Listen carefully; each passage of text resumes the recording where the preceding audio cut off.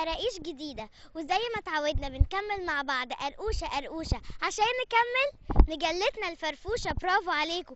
استنونا في أولى فقراتنا بس بعد البريك الصغنن قوي ده. اوعوا تروحوا في أي حتة.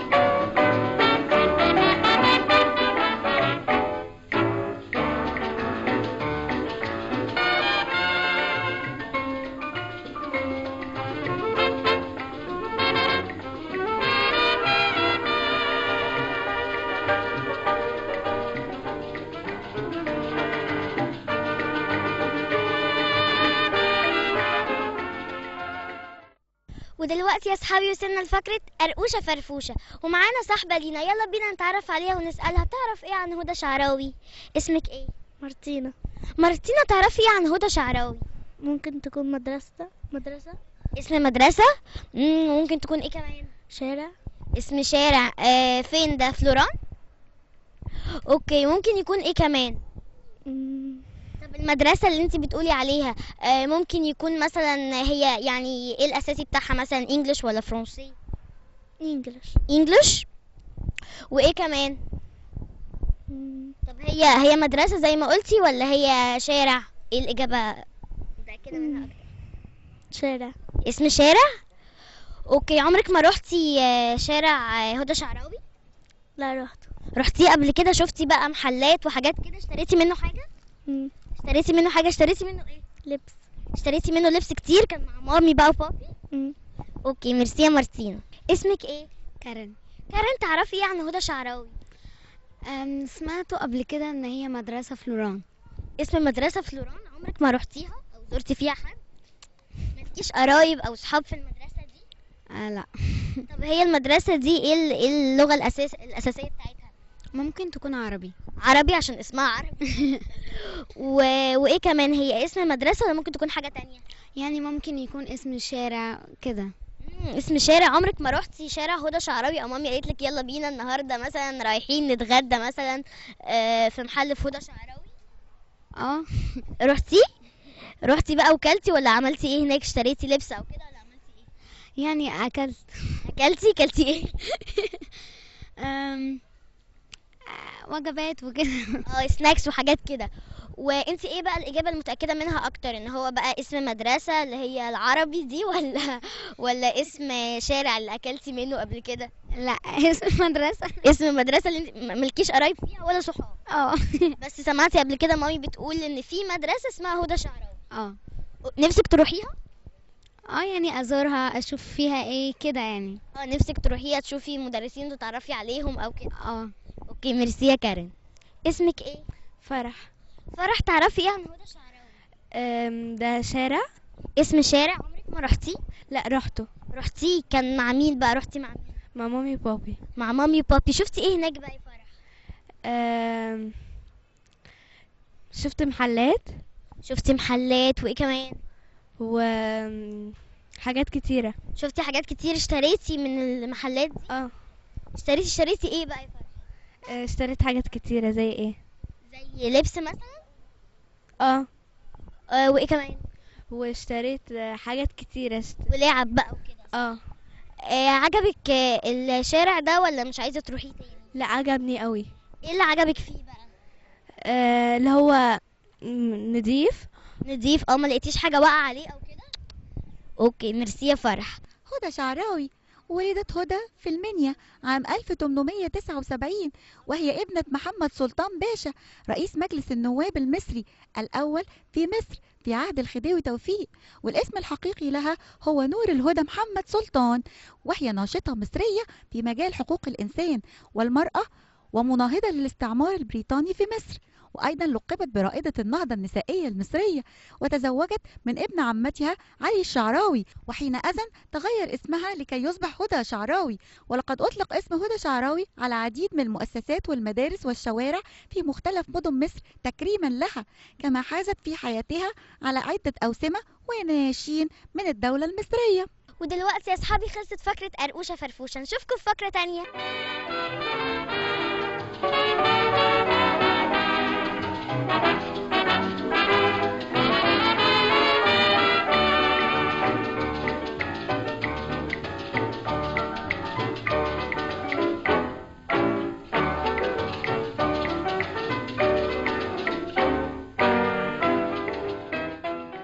ودلوقتي يا اصحابي وصلنا لفقرة قرقوشة منقوشة، وهسيب لكم انتي رانيا توريكم هتعمل ايه النهارده. ازيك يا انجي؟ مساء الخير. الحمد لله. الحمد لله. باي باي. باي باي. مساء الخير لكل البنات والولاد الحلوين اللي قاعدين مستنيين برنامج قراقيش. انا النهارده قعدت افكر كتير، النهارده الايام دي كلها ايام اعياد والفالنتاين، حاجات كتير قوي، ففكرنا ان احنا نعمل كادو مع بعض بسيط كده، ممكن نقدمه للميس بتاعتنا في السكول، لصاحبتي، لاي حد. يلا بينا سوا. دلوقتي بقى نكمل بقى سوا، نشوف هنعمل الكادو مع بعض. ده برطمان عادي خالص، احنا اتفقنا ان احنا عملناه بالوان الميه عشان ما نتعبش بقى وقت البرنامج. ونبتدي نشوف هنعمله ازاي. هناخد سنومان الصغير ده وبالجلو كده البسيط، ونبتدي بقى نلزقه هنا كده في الغطا.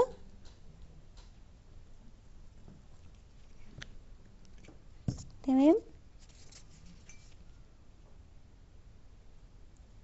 بس احنا هنعمله هنا من راسه. اوكي، ونسيبه شويه كده عشان يمسك، ونزين بقى البرطمان بتاعنا.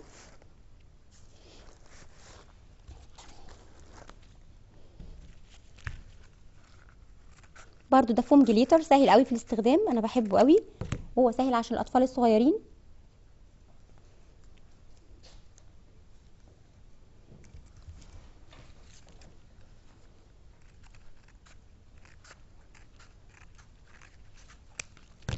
تمام.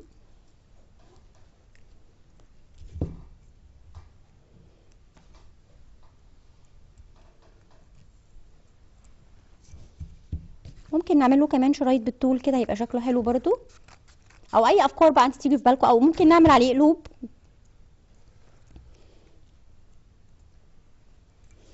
تمام. ممكن نرسم شكل قلب صغير. طبعا احنا اتفقنا قبل كده ان احنا بنقص على الظهر الورقة مش على وشها عشان تبقى اسهل في القص.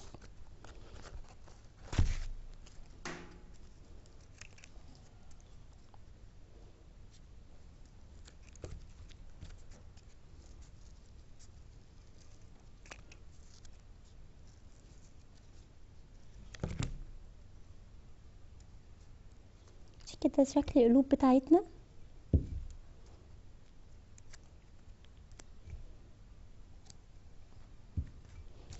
نكمل شوية كمان.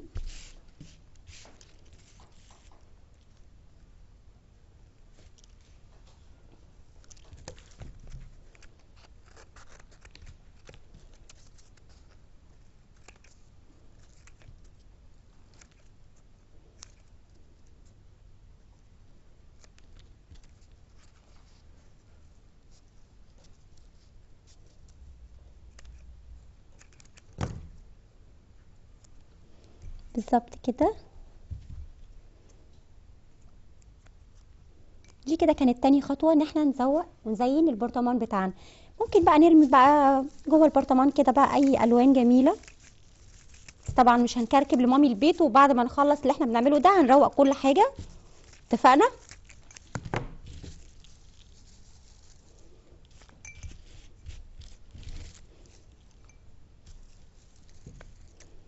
ممكن نقص في البرطمان كده على طول. ممكن كمان لو في مثلا اي خرز موجود في البيت نستأذن مامي كده لو مش محتاجاه في حاجة، ونحطه برضو في البرطمان بتاعنا ونكمل برضو عليه.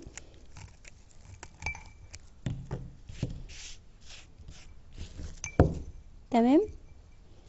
ونبتدي بقى نقفل البرطمان بسنو مان بتاعنا، او اي لعبة زي ما انتي تحبي تحطي اللعبة بتاعتك.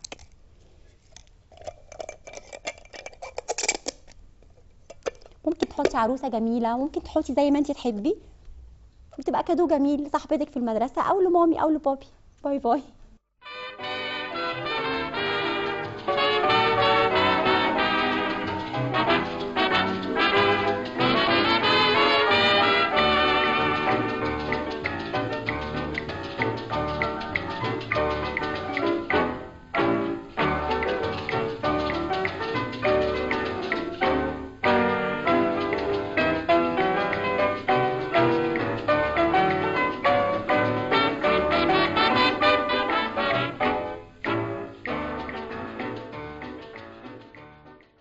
ودلوقتي يا اصحابي وصلنا لفقرة قرقوشة مروشة، والنهاردة هنتكلم عن تشكيلة فراشات.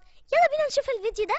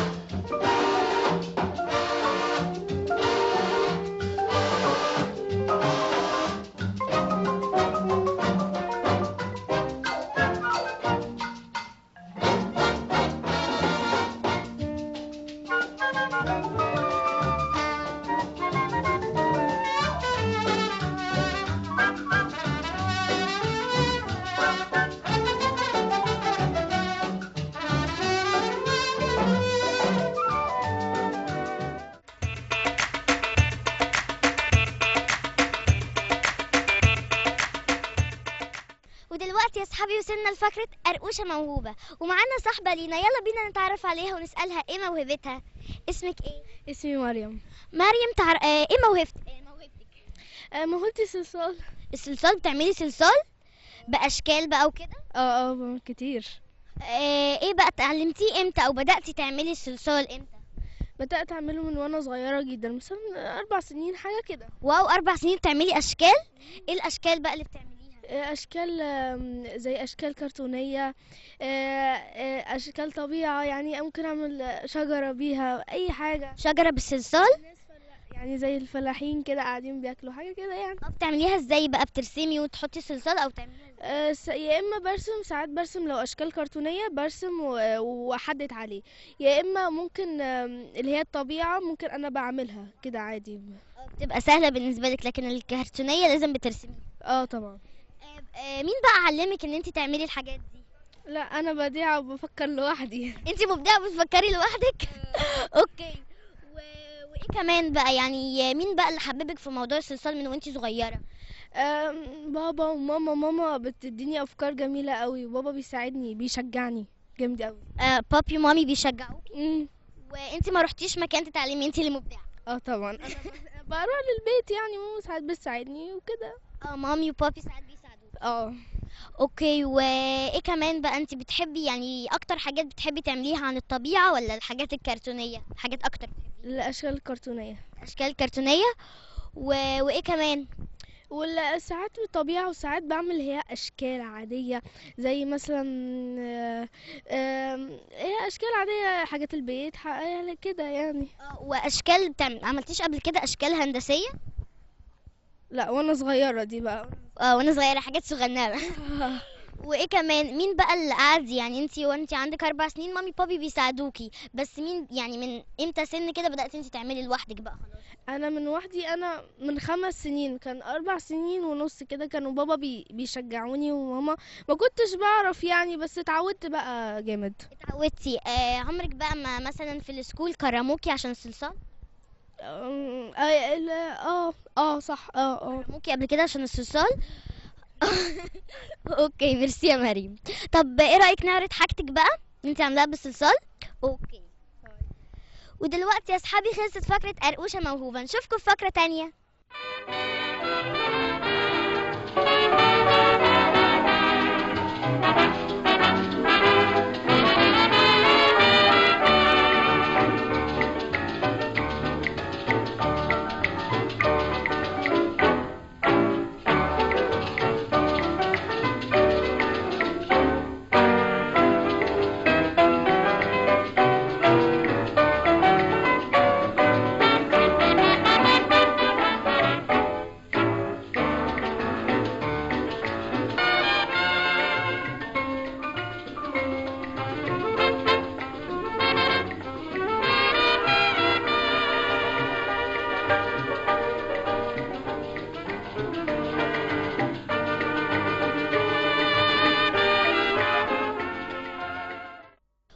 ودلوقتي يا اصحابي وصلنا لفقرة قرقوشة خصخوصة، والنهارده هنتكلم عن ساندي بيل.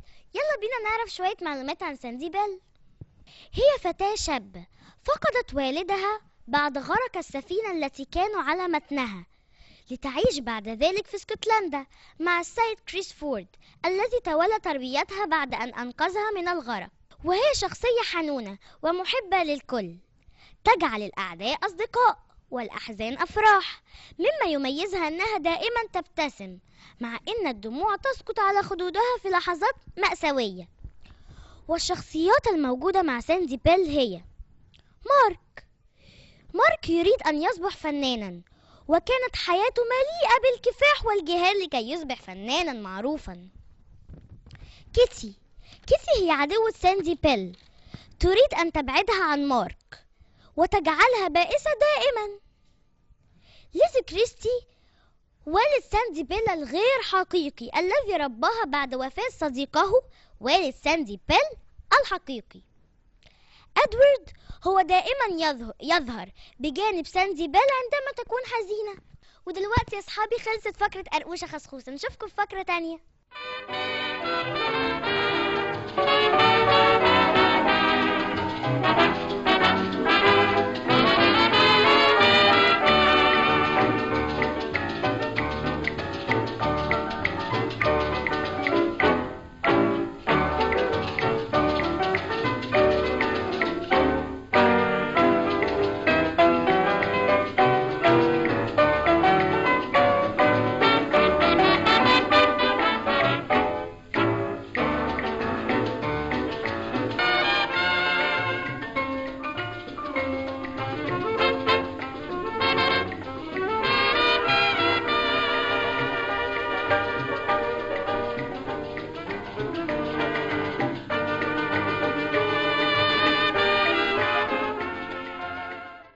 ودلوقتي يا اصحابي وصلنا لفقرة قرقوشة مقصوصة اللي بنعرف منها معلومات من جميع أنحاء العالم.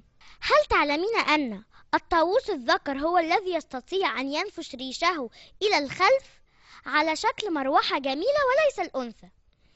وهل تعلمين أن أكثر أنواع الطواويس تنوعا في ألوانه هو النوع الهندي، فهو من أجمل الطيور ريشا وأكثرها زهوا.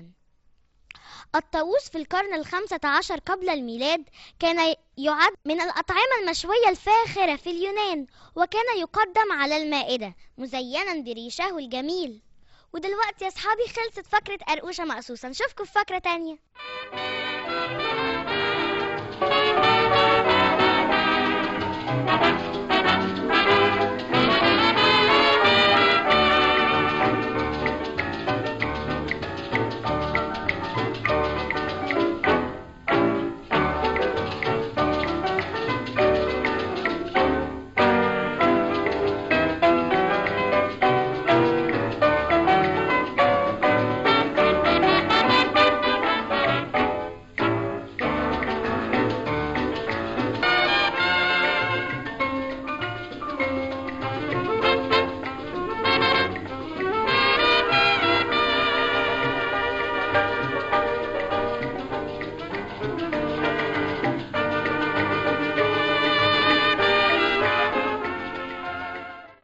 ودلوقتي يا اصحابي وصلنا لفقرة قرقوشة ومعانا انتي رانيا، ونشوف هنعمل ايه مع بعض. ازيك يا انجي؟ الحمد لله. النهارده انا فكرت كتير ان انا اعمل لكم سلطه، عشان السلطه دي مفيده جدا جدا. بس اهم من السلطه كمان ان احنا هنضيف لها حمص الشام. ده مفيد صح؟ جدا جدا، طعمه حلو قوي على فكره. اوكي. ده حمص عادي، هنطلب من مامي نقول لها مامي احنا بنحب الحمص جيبه لنا، وانا سلقته بس عشان مش هينفع اسلقه بس في البرنامج. تمام. نبتدي بقى نعمل السلطه بتاعتنا. اول حاجه بعملها لسلطه الحمص بالذات بجهز لها الصوص بتاعها. بجيب برطمان صغير عادي كده فاضي، احط فيه بقى الملح بتاعي. تمام. ممكن شويه فلفل صغيرين، ونبتدي بقى نحط كمان عليه ليمون.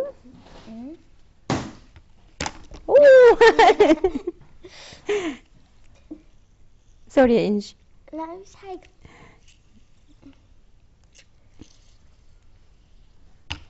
شاطرة. اهم حاجه بس في سلطه الحمص بالذات تحب الليمون كتير قوي. تمام.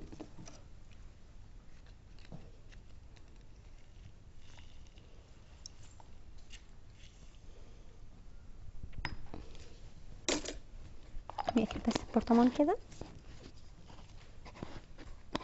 تمام. تمام، ترجيه كده شويه، تسيبيه بقى شويه، نبتدي بقى نعمل السلطه بتاعتنا. اوكي.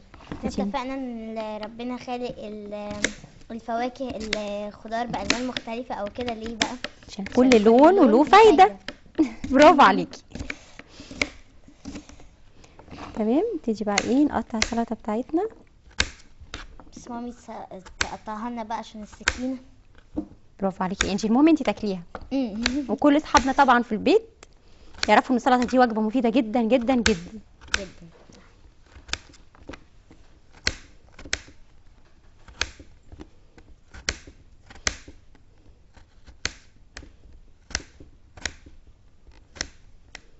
تحبي كل انواع السلطه؟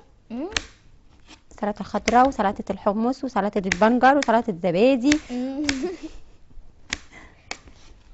انا ما بعرفش اكل اصلا اي اكل من غير سلطه، وانتي كمان. برافو عليكي. خصوصا السمك. وخصوصا السمك. برافو عليكي، شطوره يا انجي. نحط ايه بقى؟ طماطم.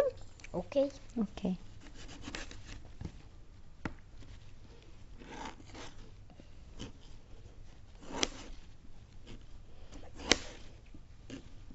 بس طبعا مامي اللي هتقطع الكلام ده كله. عشان اتفقنا. بس احنا نساعد مامي، ممكن نغسل الطماطم، ممكن نغسل البوله نفسها. تمام، برافو عليكي. واللي احنا بنقطع عليها.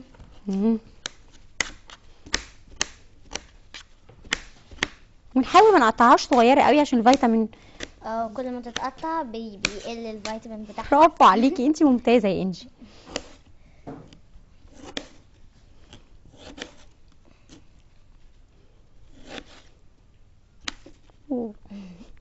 شفتي؟ عشان كده لازم الصغيرين مش هما اللي يستخدموا السكين، لازم مامي اللي تستخدمه. تمام. تمام.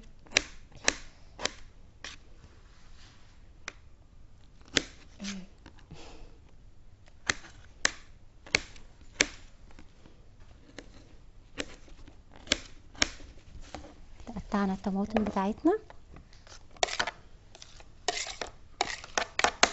ناخد ايه كمان؟ تحبي الفلفل الالوان؟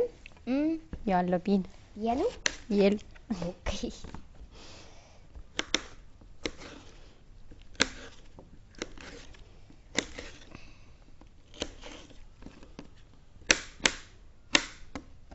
ده سهل بقى خالص، ممكن نساعد مامي في التلو. اوكي.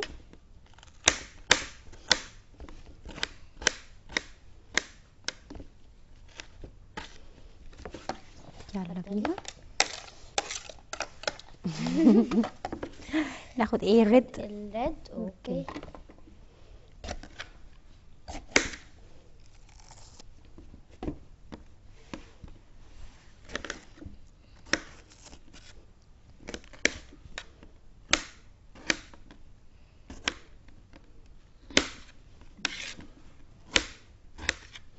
تمام. تمام. ميرسي يا انجي. ناخد بقى الجرين. اوكي. مستخدمناهوش غير في الخيار. مش عارفه ان هو مفيد جدا للضوافر، بيبقى جدا مقوي جدا جدا. ضوافر. وللشعر. الشعر. يلا بينا. يعني دي كده مكونات السلطه بتاعتنا. ممكن نكمل بقى بس عشان وقت البرنامج. ممكن نبتدي بقى نضيف الحمص اللي هو دي السلطه الاساسيه بتاعتنا النهارده. تمام.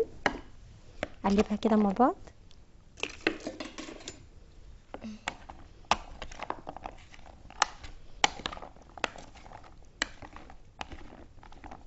تمام. نبتدي بقى نحط الصوص بتاعنا.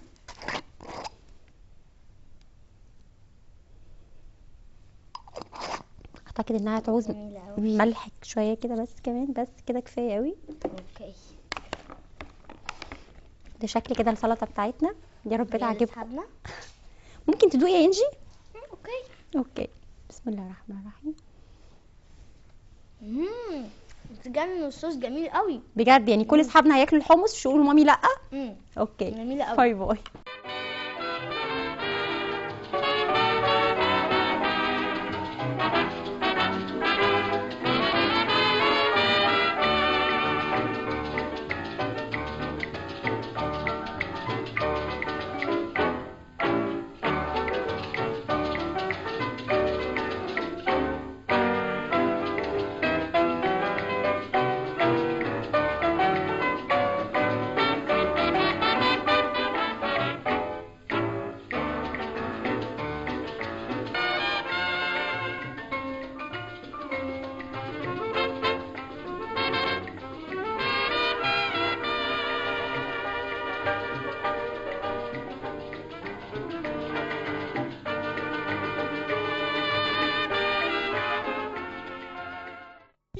يا صحابي، خلصت قراقيشنا. استنونا في قراقيش تانية. بس اللي عايز يتواصل معانا يشوف كرتون او يسمع اغنية او يحتفل باجمل يوم في حياته، هو يوم عيد ميلاده، يبعت صورته واسمه على قناة اسكندرية برنامج قراقيش. على فكرة احنا اتبسطنا معاكم قوي، يا رب تكونوا انتوا كمان اتبسطتوا معانا. باي باي.